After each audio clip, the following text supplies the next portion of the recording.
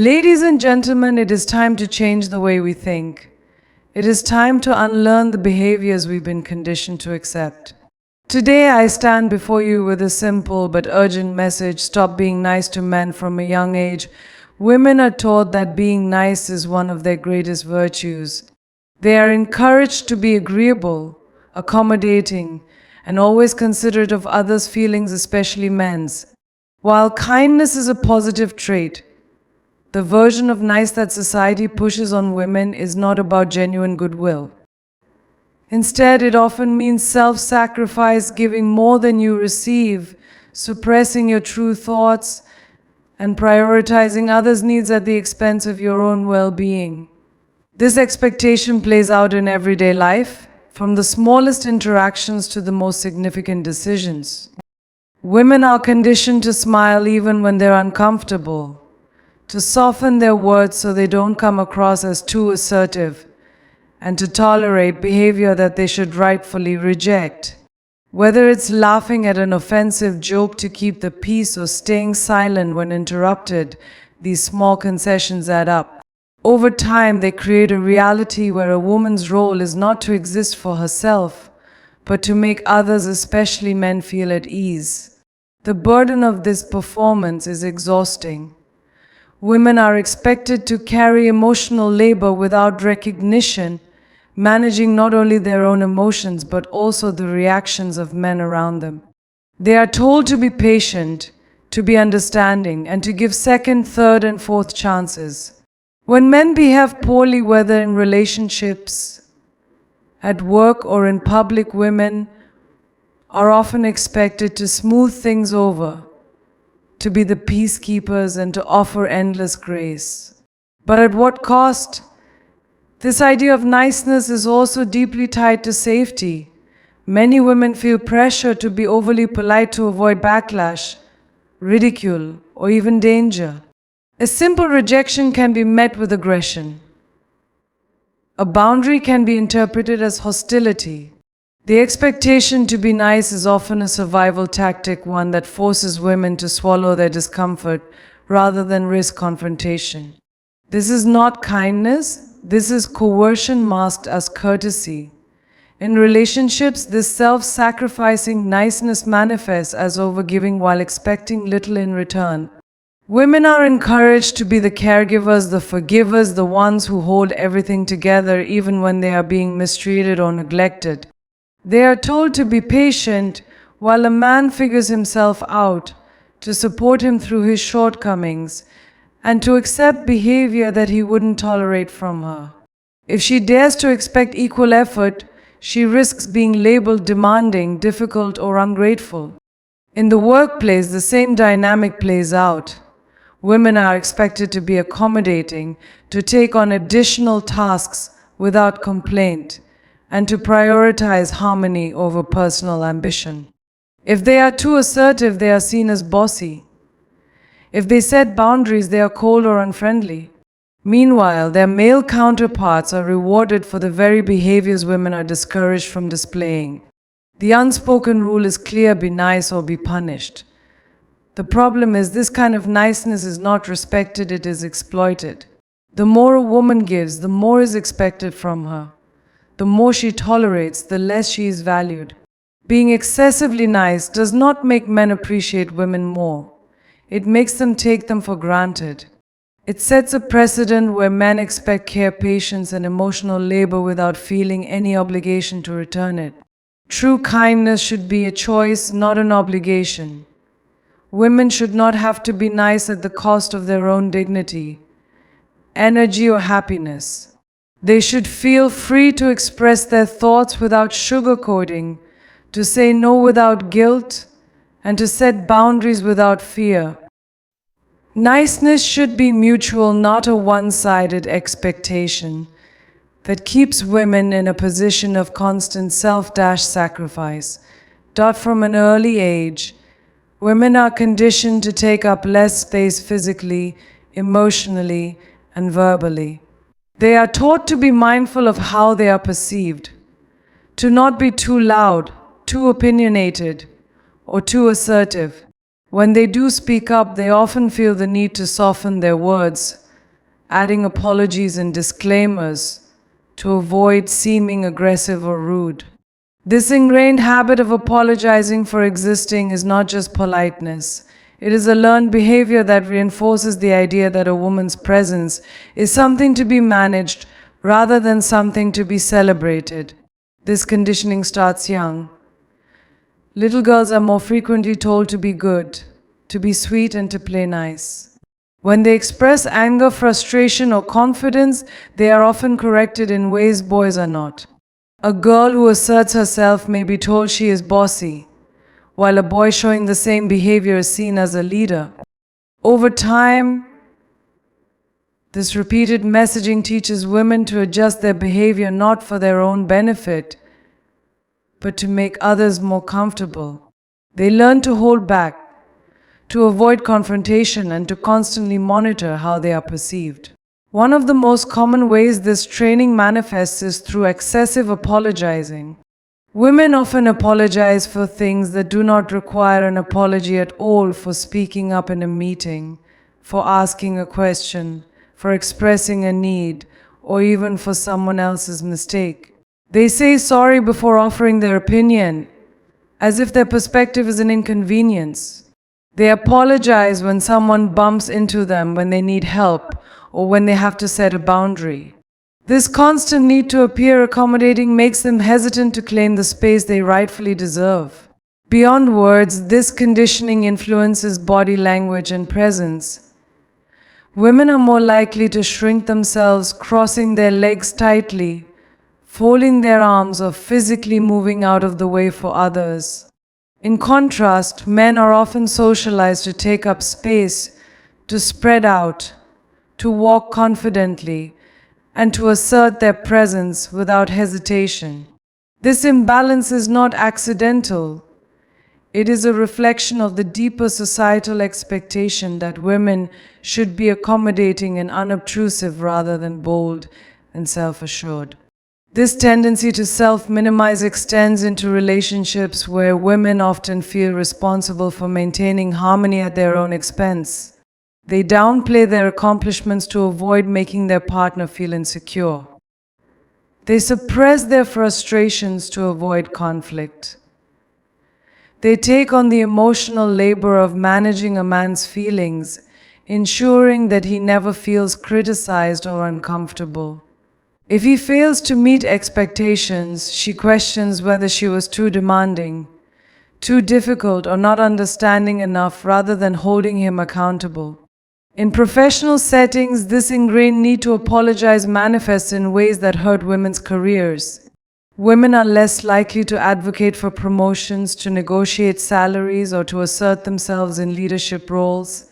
They may hesitate to take credit for their work, preferring to share or deflect praise. When they do push for what they deserve, they are often met with resistance, labeled as too aggressive or too ambitious. Meanwhile, men are encouraged to be direct, to take risks, and to confidently claim their successes without hesitation. This self-diminishing behavior is not a personality trait, it is a survival mechanism that has been reinforced by society. Women have been conditioned to believe that being overly confident or direct will make them unlikable. They fear being called difficult, too much, or intimidating. As a result, they overcompensate with politeness, apologies, and self-doubt. But in reality, the world does not reward women for being excessively accommodating, it takes advantage of it. Unlearning this conditioning is not easy, but it is necessary. Women should not have to apologize for existing, for taking up space, for expressing their needs, or for standing up for themselves. They should be able to speak without constantly second-guessing, to walk into a room with confidence, and to demand fairness without feeling guilt. The first step is recognizing the habit, the next is breaking it. When women are trained to be nice at all costs, it doesn't just affect them, it also shapes the behavior of the men around them. The more women are expected to accommodate, forgive, and tolerate, the more men come to expect this treatment as their right. Over time, this dynamic creates a dangerous sense of entitlement, where men believe they deserve women's patience, emotional labor, and support without having to earn it or reciprocate it. This entitlement is seen everywhere, from relationships to the workplace to social interactions. Men who grow up receiving unearned niceness from women often assume that their needs should always come first. They expect women to make sacrifices for their comfort, to be understanding when they fail, and to give them unlimited chances. When women set boundaries or refuse to be overly accommodating, these men react with shock, frustration, or even hostility because they have been conditioned to believe that a woman's default role is to serve, support, and soothe them. In relationships, this entitlement leads to one-sided dynamics where women do most of the emotional work. They are the ones who compromise, who forgive, who adjust their expectations to keep the relationship afloat. Men, on the other hand, feel no urgency to change or improve because they have been given endless leeway. A man can be emotionally unavailable, irresponsible, or even outright disrespectful, yet still expect a woman's care and patience. If she chooses to walk away, he may accuse her of being cold or unreasonable, not because she is, but because he was never taught that respect and effort should be mutual. In the workplace, this entitlement shows up in the way men interact with female colleagues. Women are expected to be the team players, the ones who take on extra work without complaint, the ones who soften their opinions to avoid conflict. Men, meanwhile, are encouraged to be assertive and direct, often at the expense of women's contributions. When a woman challenges a man's ideas or refuses to be deferential, she risks being labeled difficult or aggressive. Yet when men assert themselves, they are seen as confident and capable. This double standard exists because too many men have been conditioned to believe that a woman's role is to make their lives easier, not to challenge them. Beyond work and relationships, this entitlement extends into everyday interactions. Men often expect women to be polite even when they are being rude. A woman who refuses to smile, engage in small talk, or entertain unwanted attention is often met with anger or insults. How many times have women been called stuck-up, rude, or bitchy simply for not responding the way a man expected? This reaction isn't about her actual behavior, it's about his entitlement to her time, energy, and attention. Even in social activism and advocacy, women are expected to be nice while fighting for their rights. When women speak out against inequality, they are told to be patient, to educate men gently, and to avoid being too harsh. But men who truly want to change do not need women to hold their hands and comfort them through the process. They need to take responsibility for their own growth. Expecting women to make the fight for equality comfortable for men is just another form of entitlement. This cycle continues because women are shamed for pushing back. If a woman refuses to cater to a man's expectations, she is often met with manipulation, guilt AAA, or outright hostility. Men who have been spoiled by women's constant niceness see any resistance as a personal attack rather than a fair demand for respect. They believe they are owed compliance because that is what they have always received. Breaking this pattern means recognizing that niceness should not be automatic, it should be earned. When women stop being nice in ways that enable entitlement, they force men to confront their own behavior. It is not a woman's job to make a man feel comfortable at the expense of her own dignity. Respect, effort, and fairness should be the foundation of any interaction, not an expectation placed solely on women. While men take what they want without giving back, women are often taught to be peacemakers, to smooth over uncomfortable situations, and to keep things harmonious even at their own expense. One of the most common ways this conditioning manifests is in the habit of saying, "It's okay," when it very clearly is not okay. Whether it's in relationships, workplaces, or social interactions, women frequently downplay their discomfort, frustration, or even outright mistreatment just to avoid conflict or making others feel bad. This instinct to minimize problems is deeply ingrained. When a friend cancels plans at the last minute, a woman might instinctively say it's okay even if she's actually upset. When a coworker takes credit for her idea in a meeting, she might let it slide instead of confronting them. When a man makes a disrespectful comment, she might laugh it off to avoid appearing too sensitive. Over time, these small moments add up, creating a pattern where women suppress their true feelings and allow others to believe that their behavior is acceptable. Saying it's okay when it isn't sends a message not just to the person on the receiving end, but to the woman herself. It teaches others that they can get away with inconsiderate or harmful behavior because there are no real consequences. It also teaches women that their own discomfort is secondary, that their boundaries don't matter as much as keeping the peace. This cycle conditions women to tolerate mistreatment rather than challenge it, leaving them trapped in a role where they are constantly absorbing harm instead of addressing it. One of the biggest dangers of this habit is that it enables more serious forms of mistreatment. A woman who repeatedly tells herself that small offenses aren't worth speaking up about may find herself excusing larger issues down the line.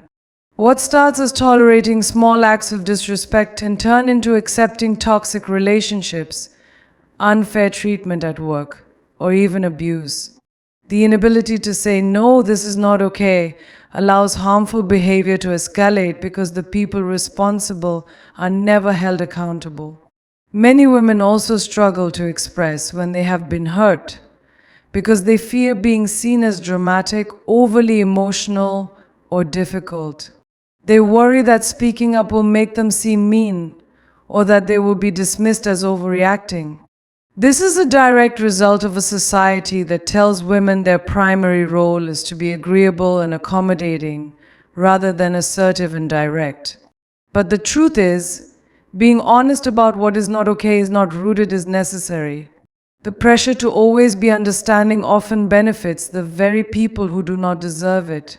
When men cross boundaries, make insensitive comments, or fail to put in effort, women are expected to respond with grace. They are told to be patient, to give second chances, and to assume good intentions even when the behavior clearly indicates otherwise.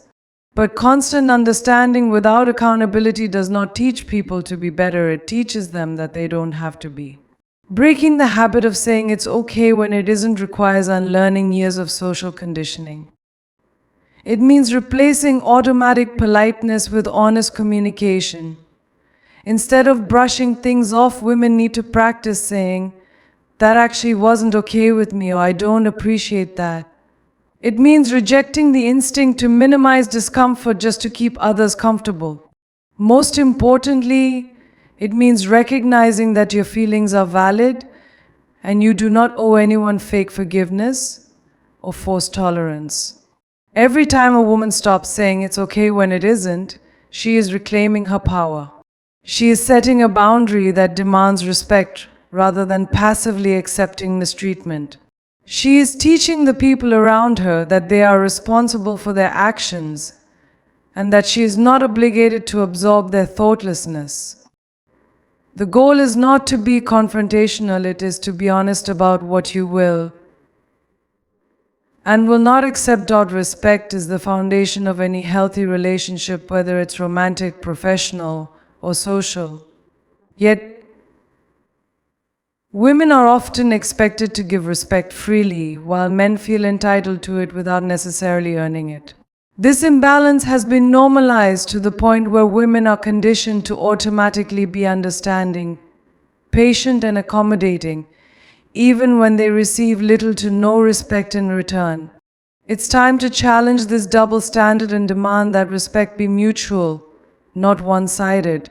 From an early age, women are taught to respect men simply because they are men. They are told to listen, to defer, to be polite even when they are uncomfortable. Girls in school are taught to ignore boys' bad behavior because boys will be boys. In workplaces, women are expected to tolerate being talked over, dismissed, or even harassed while maintaining professionalism. In relationships, they are told to be supportive, nurturing, and patient even when they are being disrespected. This automatic respect is rarely reciprocated in the same way. Men, on the other hand, are rarely taught to extend the same level of respect to women. Instead, they are taught that respect must be earned by other men. They respect power, status, and dominance, not necessarily kindness, patience, or emotional labor. This is why women who are overly nice or accommodating are often taken for granted, while those who set firm boundaries or demand better treatment are labeled as difficult. This isn't a coincidence, it's a reflection of how society has conditioned men to expect respect, but not necessarily return it. This imbalance is especially clear in romantic relationships. Women are often told to be understanding when a man is emotionally unavailable, inconsistent, or careless with their feelings. They are encouraged to be patient to help him grow and to accept excuses for his lack of effort. Meanwhile, men are not given the same pressure to respect women's time, energy, or emotions. A woman who asks for the bare minimum honesty, communication, effort is often made to feel like she is asking for too much. But in reality, she is only asking for what should have been given freely, basic human decency. The same dynamic plays out in friendships and social circles. Women are expected to be the emotional caretakers, the ones who check in, who listen, who give without expecting much in return. They are conditioned to tolerate jokes at their expense, to accept being interrupted, and to let things slide for the sake of keeping the peace. Meanwhile, men who demand respect are taken seriously. They don't have to be nice to be heard. They don't have to apologize for setting boundaries. They don't have to shrink themselves to avoid being seen as a problem. At work, this imbalance creates an environment where women must work twice as hard to be respected, while men are given authority by default. A woman in a leadership position is often seen as bossy or cold for enforcing the same standards that a man would be praised for. If she asserts herself, she is seen as aggressive. If she remains quiet, she is seen as weak.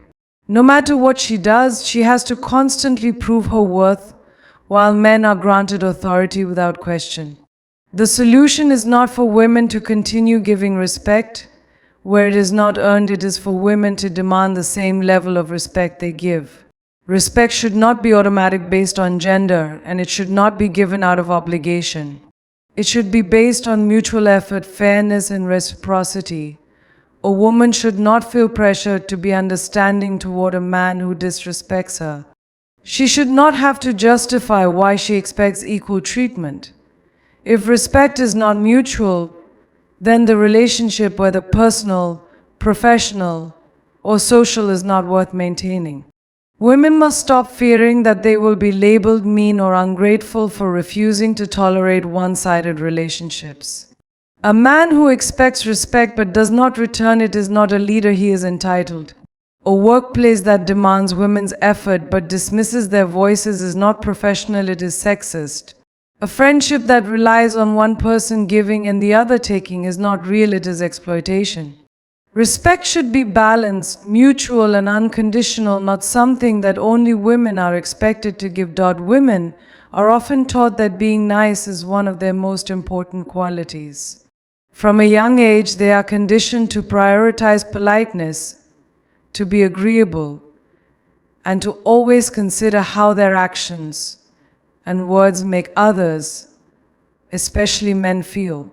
While kindness and empathy are valuable traits, the version of niceness that women are expected to embody often has little to do with genuine compassion. Instead, it is a form of self-sacrifice, a requirement to put others' comfort above their own, even when it is harmful to them. This expectation is deeply ingrained in daily interactions. Women are encouraged to avoid confrontation, to soften their opinions so they don't come across as harsh, and to maintain harmony even when they are being disrespected. If a man interrupts her, she is expected to smile and let it go. If a man makes an inappropriate comment, she is told to laugh it off to avoid making things awkward. If a man fails to meet basic expectations in a relationship, she is advised to be patient and understanding. These behaviors are not just encouraged, they are demanded, reinforced by social pressure, and punished when women refuse to comply. The problem with this form of niceness is that it does not benefit women, it benefits everyone else at their expense. When a woman constantly puts others' needs before her own, she is left drained, overlooked, and underappreciated. She becomes the friend who always listens but is never heard, the co-worker who takes on extra work without credit, the partner who gives endlessly but receives little in return. Over time, this pattern teaches women that their worth is tied to how much they can accommodate others rather than their own needs, ambitions, and happiness. This expectation also plays into emotional labor, the invisible, unpaid work that women do to manage the emotions of those around them. Women are often expected to be the peacemakers, the ones who diffuse tense situations, who provide comfort, and who ensure that everyone else is happy. This extends to romantic relationships, where women are frequently placed in the role of the caregiver, expected to support their partners through emotional struggles while receiving little emotional support in return. It also happens in workplaces where women are expected to be team players by taking on extra responsibilities, mediating conflicts, and maintaining office morale, all while men are free to focus solely on their own success. A major reason why women are pressured to be overly nice is because society has conditioned them to fear rejection, backlash, or even danger when they assert themselves. Many women have experienced situations where saying no or setting a boundary led to anger, insults, or retaliation.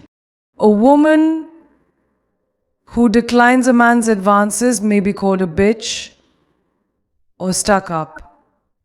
A woman who refuses to take on extra work may be seen as not a team player. A woman who stands up for herself in a disagreement may be labeled difficult or too emotional. Because of these reactions, many women choose to comply rather than risk conflict, even when it comes at the cost of their own well-being. However, the expectation to be endlessly nice does not lead to appreciation, it leads to exploitation. The more a woman gives, the more is expected from her. The more she tolerates, the less she is valued. Men who receive constant patience, forgiveness, and emotional labor often come to see it as a right rather than a privilege.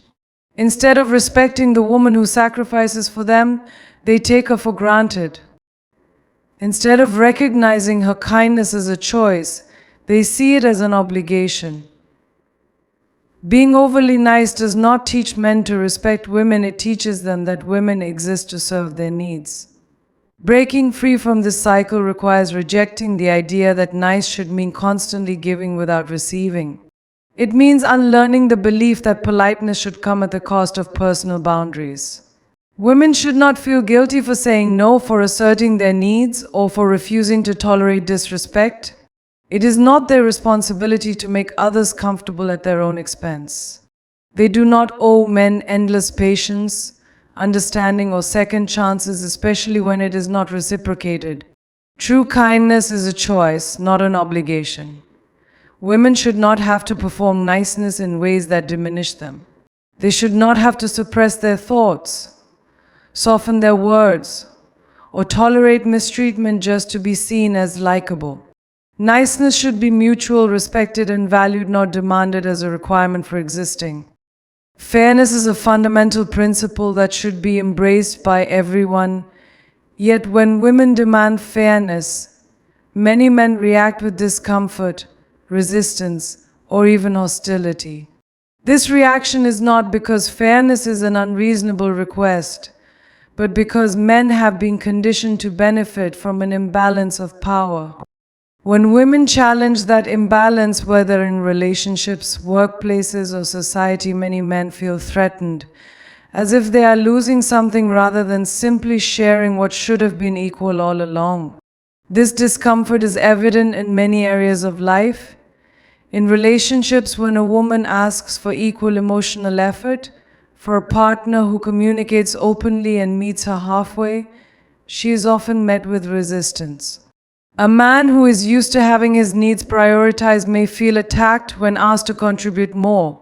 He may accuse her of being too demanding or never satisfied, when in reality all she is asking for is the same level of care and commitment that she gives. Fairness should not feel like a burden, but for men who have never been expected to carry equal emotional weight, it does. The workplace reflects the same dynamic. Women who advocate for equal pay, leadership opportunities, and respect often face backlash, not because their demands are unfair, but because they challenge a system that has historically favored men. When companies implement policies to close the gender gap, some men claim that they are being pushed aside or that women are getting special treatment. The truth is, fairness is not about taking anything away from men, it is about correcting the advantages they have long enjoyed without question. Even in friendships, fairness can be met with resistance. Many women find themselves in one-sided friendships where they are expected to be the listeners, the nurturers, the ones who put in the emotional labor to maintain the relationship. When they start demanding reciprocity, when they ask their male friends to check in on them, to provide the same level of support they receive, those men often pull away. It is not that fairness is too much to ask, it is that many men have never been required to give as much as they take. Society as a whole reinforces this discomfort by making women feel guilty for demanding fairness. Women are often told that they should be grateful for what they have, that they should not complain too much, or that they should approach inequality with patience and diplomacy. But fairness is not a favor, it is a right. No one should have to beg for equal treatment or make their demands more palatable just to avoid making men uncomfortable. One of the most telling signs of this imbalance is how quickly men become defensive when fairness is discussed. When women point out gender disparities, some men immediately shift the conversation to themselves, arguing that they, too, struggle or that they are now being targeted by feminism. This reaction ignores the actual issue that fairness should not be seen as an attack, but as a necessary correction. Fairness does not mean men suffer. It means they are finally being asked to play by the same rules that women have always had to follow. What men must understand is that fairness is not about revenge, punishment, or taking away their opportunities. It is about creating a system where effort, respect, and rewards are distributed equally. When women demand fairness, they are not asking for extra privileges, they are asking for what should have been theirs from the beginning. Men should not fear fairness unless they are afraid of losing the advantages that came from someone else's oppression.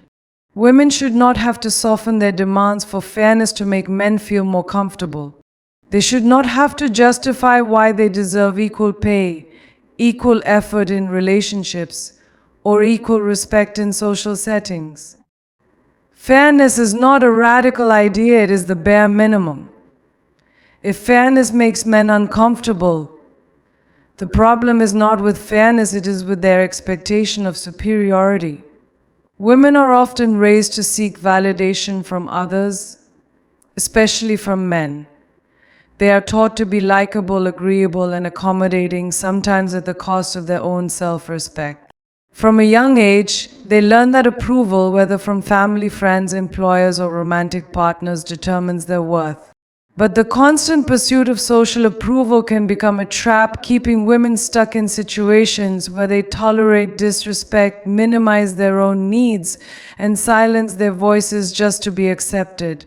True empowerment comes from valuing self-respect over social approval. This conditioning starts early. Girls are praised for being good when they are polite, quiet, and obedient. They are encouraged to be nice, even when they are uncomfortable.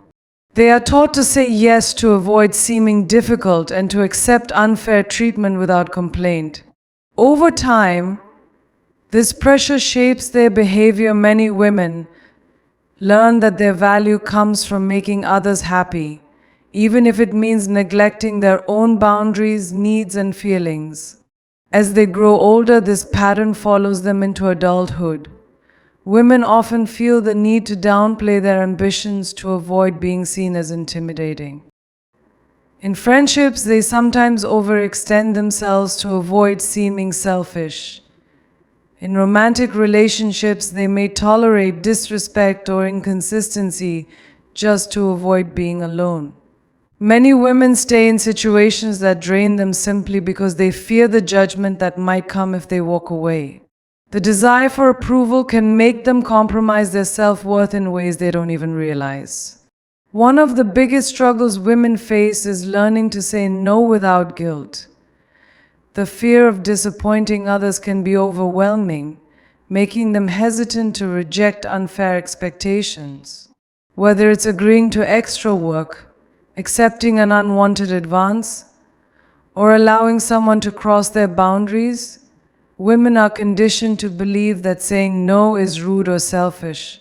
But self-respect requires saying no when something does not serve you, no matter how others might react. The need for approval also manifests in how women present themselves. Society teaches women to seek validation through their appearance, their behavior, and their relationships. They are expected to meet impossible beauty standards, to be likable but not too assertive, and to balance being independent while still being desirable to men.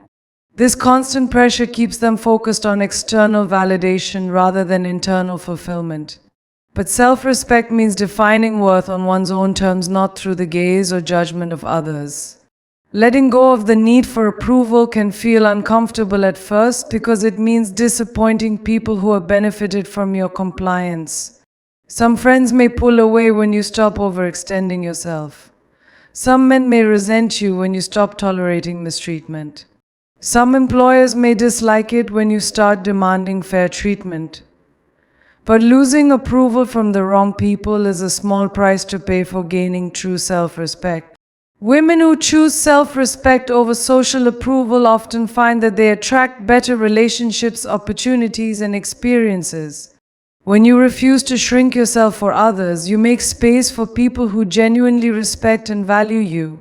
When you stop seeking approval, you gain the freedom to live authentically, without the weight of constantly trying to be what others expect.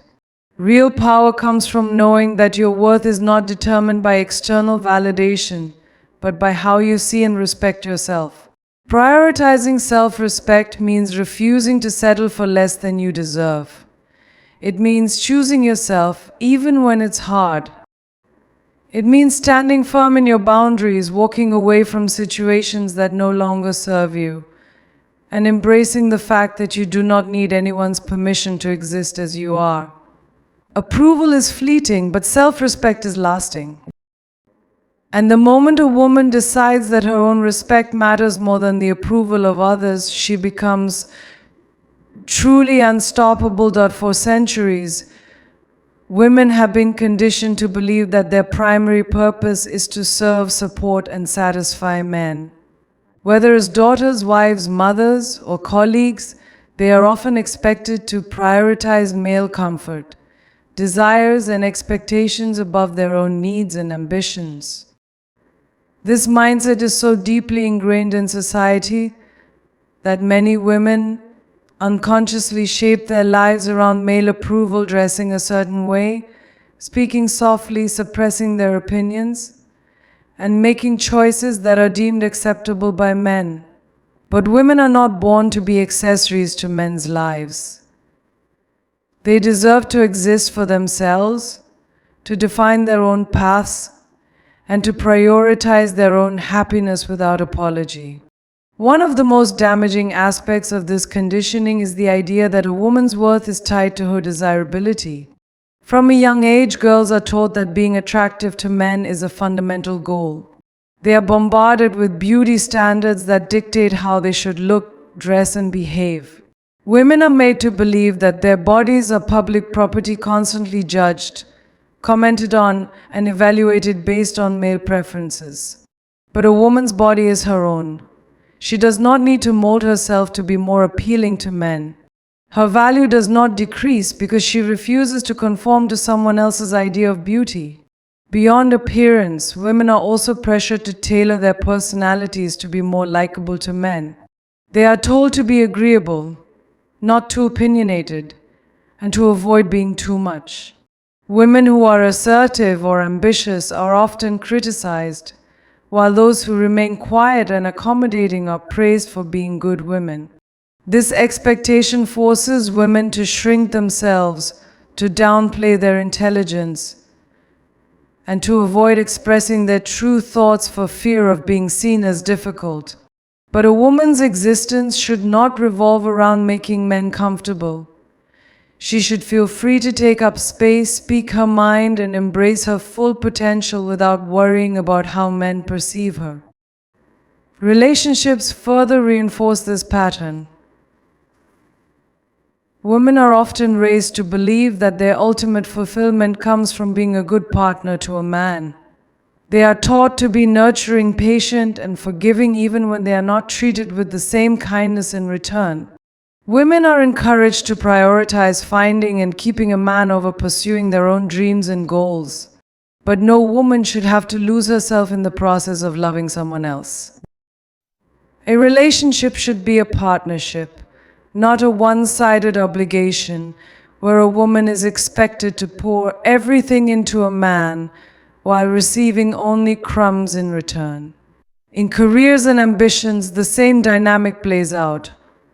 Women who pursue success are often met with resistance, as if their drive is unnatural or unfeminine.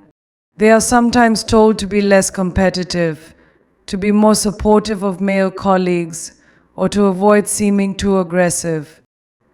Meanwhile, men are encouraged to chase their goals without hesitation. But a woman's purpose in life is not to sit on the sidelines cheering for men. She has every right to chase her own dreams and build a life based on her own passions. The expectation for women to prioritize men extends even into motherhood and family roles. While being a mother can be a fulfilling experience, women should not be pressured into believing that their only purpose is to be caregivers.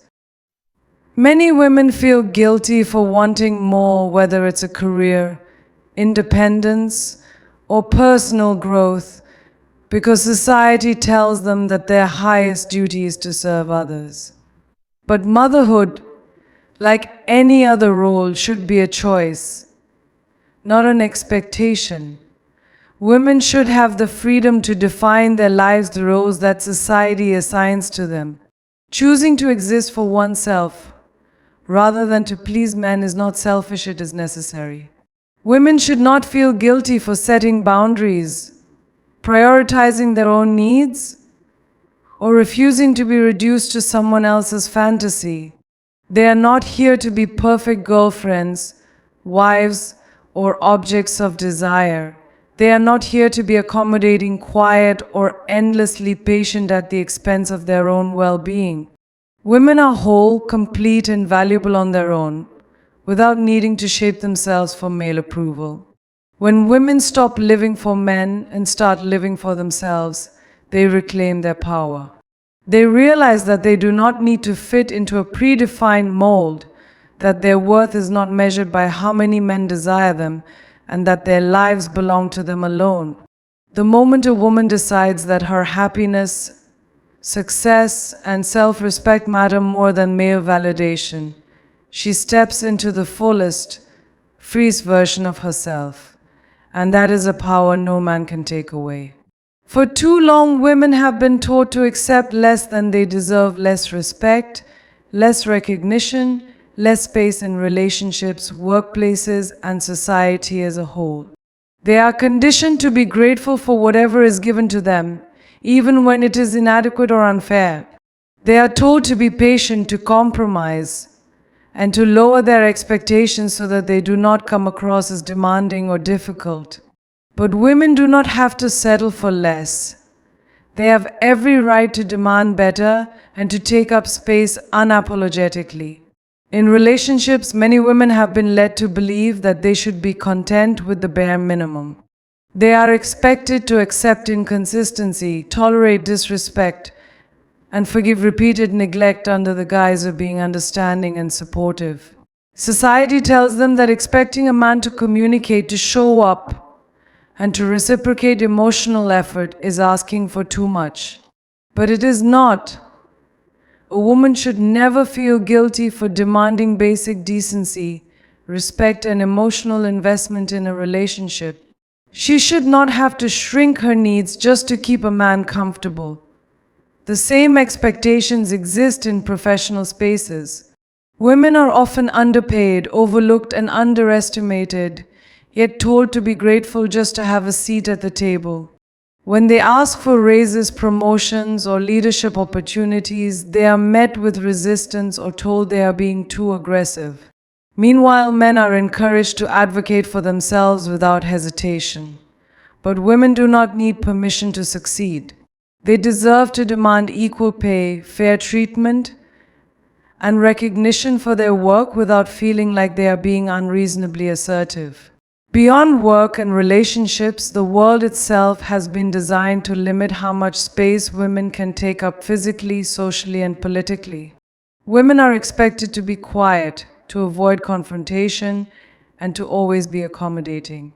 Even in public spaces, they are often made to feel unwelcome or unsafe, whether it is being catcalled on the street, ignored in discussions, or dismissed in decision-making. But women do not have to accept this dynamic. They have the right to stand their ground, to speak up, and to exist fully without constantly apologizing for their presence. Reclaiming space also means refusing to be silenced. Women are frequently interrupted, talked over, or dismissed when they express their thoughts. They are called emotional when they speak with passion and difficult when they refuse to be ignored. But their voices matter, and they should not feel pressure to soften their words to be more palatable. A woman's perspective is just as valuable as any man's, and she does not need to lower her voice or make herself smaller just to be heard. Another crucial part of demanding better is rejecting the expectation that women should always be polite and accommodating, even when they are being mistreated. Women are often told to be nice, even in situations where they are being disrespected. They are taught to tolerate discomfort to avoid making others uncomfortable. But being polite should never come at the cost of self-respect. Women should feel empowered to say no, to set boundaries, and to remove themselves from situations that do not serve them without worrying about being labeled or difficult. When women begin to demand better, they may face backlash. Some people, especially those who have benefited from their silence and submission, will resist these changes. They will call them too much, too opinionated, or too demanding. But this resistance only proves how deeply ingrained these imbalances are. Women must not let the fear of judgment stop them from claiming the respect and space they deserve. The discomfort of others should not dictate their right to exist fully and freely. Reclaiming space and demanding better is not about asking for favors, it is about insisting on what should have always been theirs. Women do not need to prove their worth to deserve fairness.